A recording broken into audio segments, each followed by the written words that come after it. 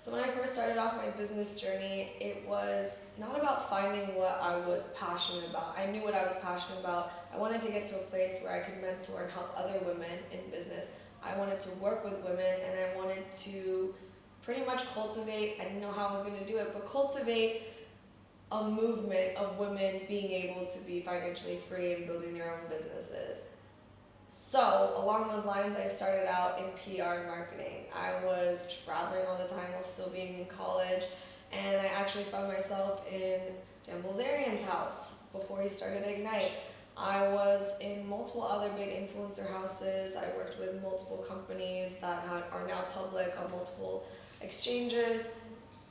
But when I was young, I didn't know how I was going to get to where I wanted to be. I just knew if I was around the right people, if I paid attention to what people were doing in their businesses, I would not only be able to use that knowledge to my advantage in building my own companies, but also understand certain markets, what was hot at the time, what people were actively doing in real time, and making connections where down the road, those people were still going to be mentors to me, friends to me, maybe invest in my companies.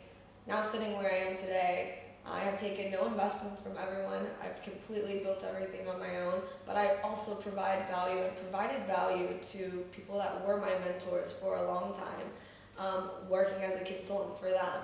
So it's not about finding what you're necessarily passionate about, but I think it's about knowing your end goal, knowing what you're passionate about and what you want to do and where you want to get to, but doing what you're good at.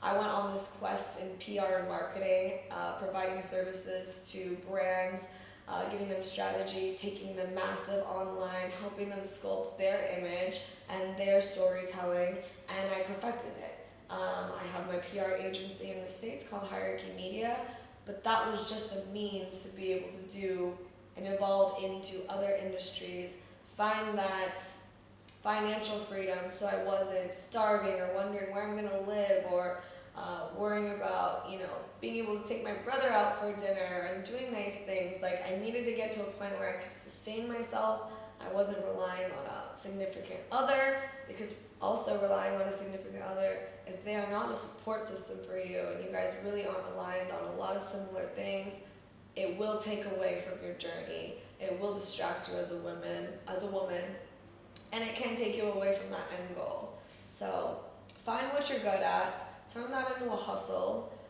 take everything from all your surroundings, but make sure the surroundings you're in are integrative and positive to your end goal, and just go for the ride.